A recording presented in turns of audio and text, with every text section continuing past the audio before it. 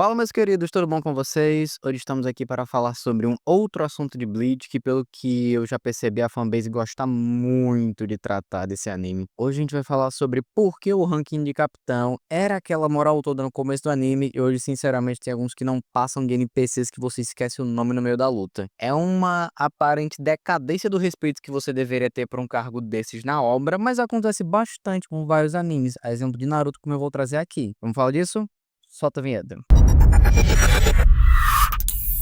Então, se você traçar o início do que seria a referência de um capitão pra gente, você pode puxar lá na época que o Renji e o Byakuya tentam ir buscar a Rukia no mundo humano por conta daquela treta toda dela ter concedido os poderes ao Ichigo e ele ser aparentemente um humano normal, aparentemente, mas enfim. E aí você viu quão distante era o nível de poder atual do protagonista em relação ao capitão e quem dirá um tenente, que era pra ser o braço direito do capitão e a referência do que você deveria ser pra pelo menos sonhar em um dia poder derrotar um capitão no Gotei 13. Só que aí no arco da Soul Society você vai vendo o Komamura lutando, você vai vendo o Touzen lutando, você vai vendo eles ativando seus bancais e começa a aparecer uma coisa estranha porque no que ele já tem o domínio sobre Shikai e Bankai, que seria o pré-requisito pra você se tornar um capitão, aparece um cara que não domina nada disso e depois, como a gente fica sabendo, realmente ele nem sabia o que era uma Shikai direito, nunca tinha usado antes, que consegue lidar não com um capitão, mas com dois ao mesmo tempo, que é o Zaraki Kenpachi. Então, se você tem dois capitães que conseguem ativar a Bankai no meio da luta contra um que não consegue sequer usar a Shikai, e todos eles, em tese, estariam no mesmo ranking no Gotei 13, já dá pra perceber que tem uma coisa muito errada aí.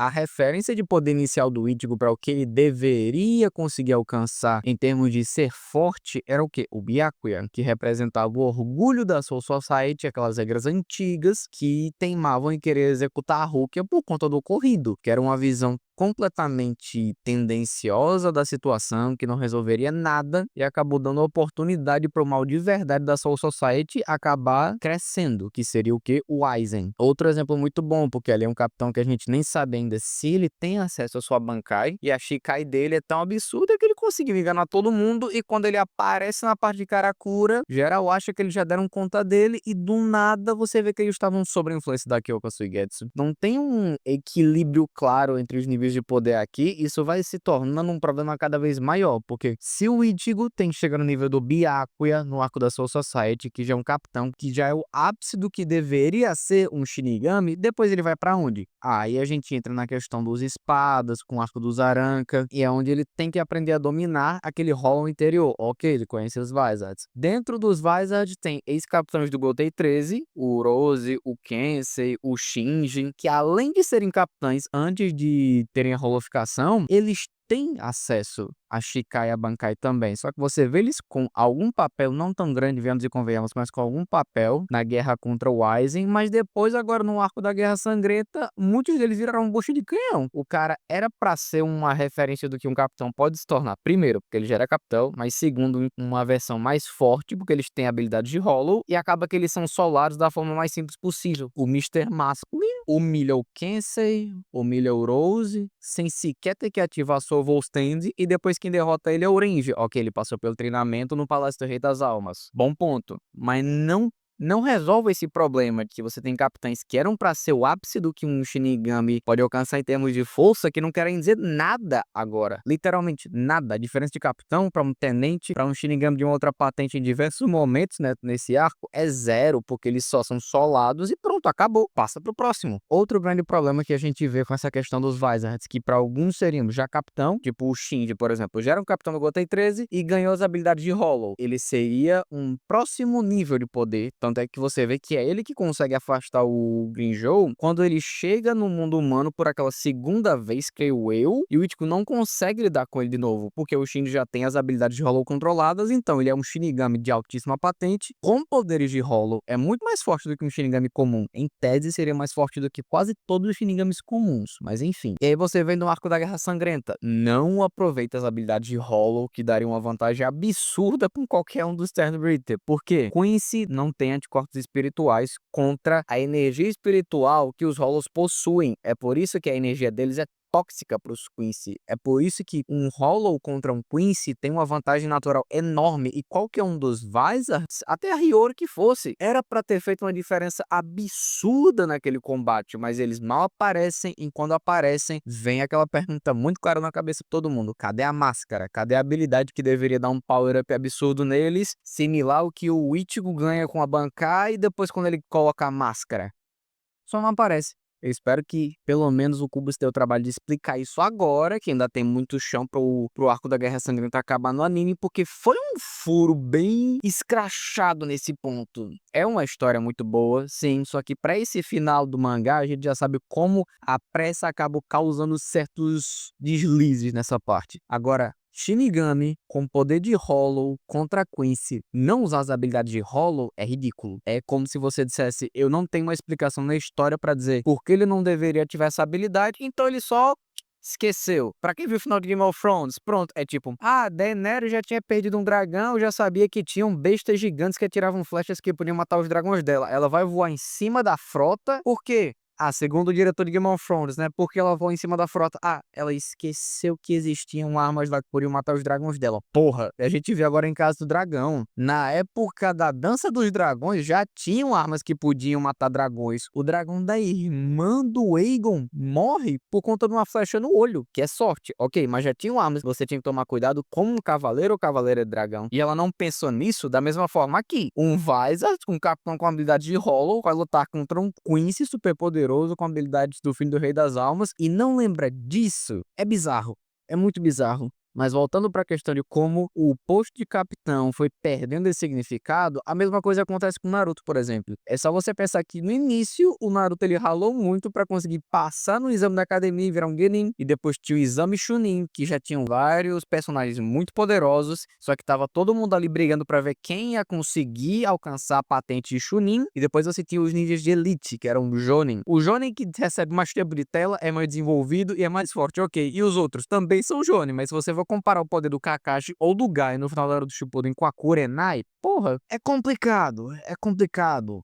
São classificações que no começo da história fazem todo sentido, mas depois meio que é melhor você esquecer porque só vai atrapalhar o andamento da história. É muito o que o Gojo falou em Jujutsu Kaisen, como os feiticeiros da nova geração teriam habilidades e usariam elas de tal maneira que a própria classificação de feiticeiros de segundo grau, primeiro grau, classe especial ia se tornar redundante, porque você não ia ter como calcular as habilidades de indivíduos como aqueles. Isso realmente aconteceu no final da história. O melhor exemplo, spoiler forte para quem não leu o mangá, mas enfim, o todo que perdeu a mão, que deveria ter perdido a habilidade dele, que parecia simplória, ajudava no combate, mas era uma habilidade simplória, e depois consegue ficar num suporte belíssimo do Yuji contra o Sukuna, que o Rei das Maldições olha pra habilidade dele como ela está se apresentando agora e diz: não tem como eu me adaptar a essa habilidade, são variações demais. E aí você começa a ter no final do anime vários personagens que aparentemente não tinham habilidades tão importantes assim, e eles desenvolvem elas ao ponto que classe especial parece perder o sentido. A mesma coisa acontece aqui com Jonin e Naruto, e a mesma coisa acontece aqui com o Capitão em Bleach, porque você começa achando que todo Capitão seria um Shinigami de elite, teria que dar trabalho pra um espada, teria que dar trabalho pra um Stern Ritter, e não é isso que acontece. Tem Stern Ritter que consegue solar 2 capitães sozinho sem o menor problema, só que você tem 13 capitães e você tem mais de 20 Stern Ritter, então assim, é complicado você fazer essa comparação, é muito complicado, porque no que um Stern Ritter consegue solar 2 capitães, o Kenpachi, antes de liberar a Shikai dele, já chegou pra enfrentar o clone do Yorohaba com 3 Stern Ritter nas costas. Aí você fica: porra, qual é o sentido de dizer esse é um capitão, esse aqui também é um capitão, se o nível de poder é completamente diferente? Acontece que não tem, e você estabelece essas classificações no início da história para tentar dar uma noção de onde o protagonista tem que chegar, beleza. Mas isso não se manteve aqui por muito tempo. Eles não tiveram um Gojo na vida que você pode bater o olho e dizer: essa é a referência de todo mundo tem que chegar. Porque o Yamamoto nunca foi considerado dessa maneira. Ele sempre foi o ápice dos Shinigamis. E ele não era colocado como alguém que você deveria tentar alcançar, tentar superar. Tem o nível de capitão, e aí você tem o nível do Yamamoto, que não é uma coisa que você pode sonhar alcançar, nem o Kenpachi. Ele sempre se colocou como o Shinigami mais forte, mas quando o Yamamoto foi ensinar ele como se usava uma espada direito, ele baixava a cabeça na hora e só escutava, porque ele sabia que ali era mais 500 para poder bater de frente constante com ele. Não é como se você tivesse um nível de poder estabelecido que se mantém durante a história. Pronto, outro exemplo muito bom. O Luffy em One Piece, que um dia ia ter que superar o Shanks, daqui a pouco a gente vai ter que descobrir quem são os reais antagonistas no final, para poder saber esse é o nível de poder que ele tem que ultrapassar. Porque primeiro ele era um novato de 30 milhões, aí você vê o poder dele subindo primeiro com as recompensas e depois com o nível dos inimigos que ele enfrenta. Ok, o Crocodile no começo da história valia 100 milhões, agora vale tipo 1,5 bi.